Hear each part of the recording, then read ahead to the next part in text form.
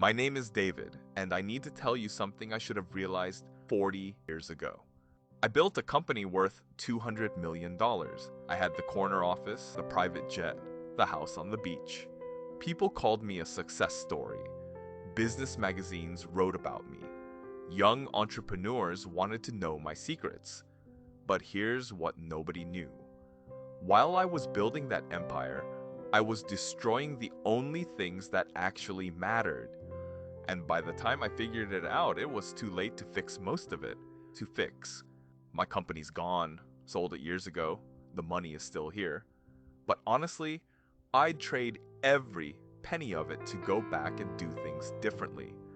And no matter your age, if you're grinding away, telling yourself, just a few more years, I need you to hear this story because I was you, and I was wrong about everything.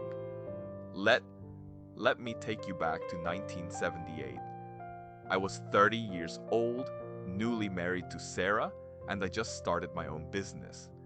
Everyone thought I was crazy, but I was determined to prove them wrong. The first 5 years were brutal. 80, 90-hour weeks. I missed dinners, birthdays, anniversaries. But Sarah understood, or at least that's what I told myself. She'd say, "It's okay. We're building our future." And I believed her. I genuinely believed that once we made it, everything would be better. We'd have time then. That's the lie I told myself for 20 years. In 1983, our daughter, Emma, was born. I was in a board meeting when Sarah went into labor. I got there eventually, but I missed the birth. I told myself I'd be there for all the important moments. Except I wasn't. I missed her first steps, her first day of school, her soccer games, her graduation. I have this memory that haunts me. Emma was about 7. She came into my office with the drawing she had made of our family. She was so excited, but I was on a conference call. I held up one finger, just a minute. She stood there for maybe 30 seconds, then walked away. Years later, I found that drawing. She had written at the bottom, "I love you, Daddy, even though always busy." She was 7 years old. By the time I found it, it was too late to fix it. By 1995, we'd made it. The company was worth $50 million. We moved into a mansion.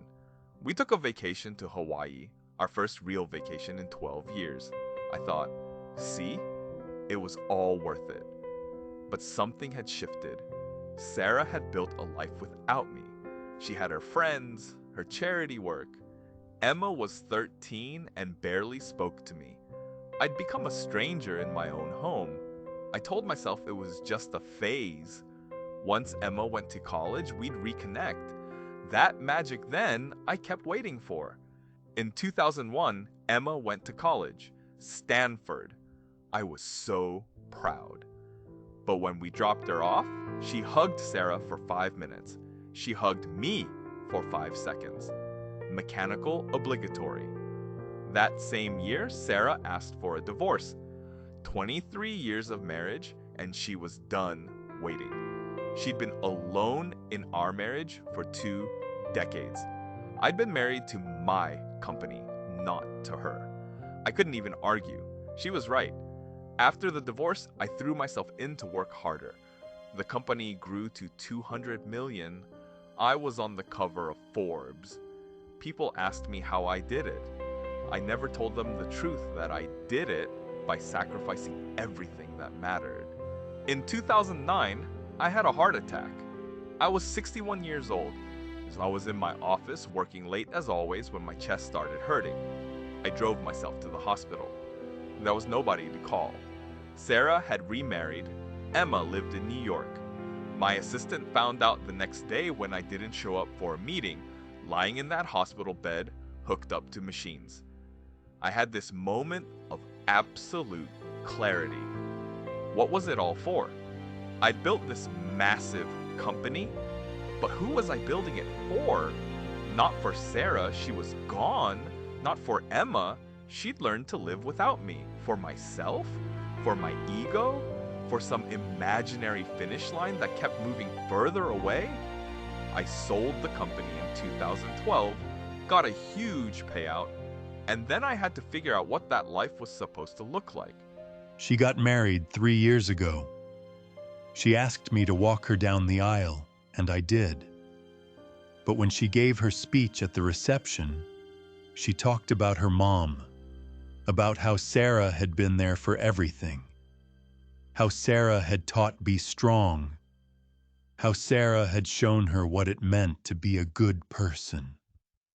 She thanked me for coming. That was it. 64 years old with more money than I could spend and nobody to spend it with. I tried to reconnect with Emma, called her every week, flew to New York. But here's the thing about time. You can't make it up. You can't go back and attend those soccer games. Once that time is gone, it's gone forever. Emma is civil to me now. We have lunch sometimes. Sometimes we talk on the phone, but we don't have what other fathers and daughters have. We don't have inside jokes or shared memories. We're cordial, pleasant, but we're not close. And that's on me. She remembers every time I wasn't there, every missed birthday, every broken promise.